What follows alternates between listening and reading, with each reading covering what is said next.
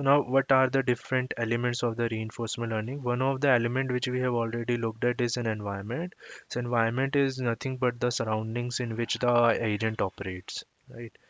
So the first component is policy. So policy is basically a function which maps the situations to the action. It basically tells the agent what it should do in a certain situation. Mathematically, it's just a function, just like I just said, that it is a function which maps the state to an action.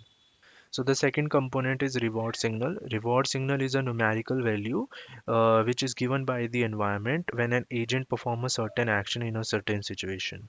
It is like a feedback which environment gives back to an agent, letting him know that this is whether this is good immediately or not, in an immediate sense or not. So the goal of an RL agent is to maximize the total reward it receives in the long term. Reward signal is that one entity which allows the learner to change the behavior or its policy.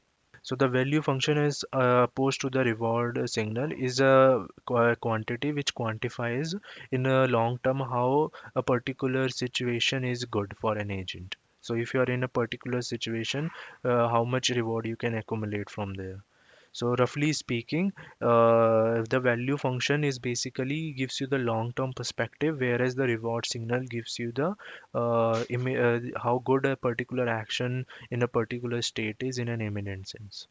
So now the model of the environment. So the model of the environment is something which defines the what are the possible states which an agent can see from this particular situation, and what are the possible reward it can get by trying out different actions. So for a given state and action, model of an environment can predict what should be the next state and reward with some certainty.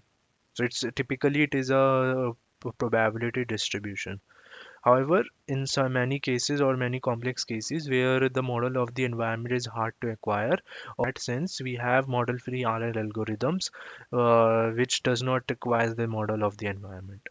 So we'll look at that when we'll reach to the Q-learning chapter, which is one of the state-of-the-art model-free reinforcement learning technique.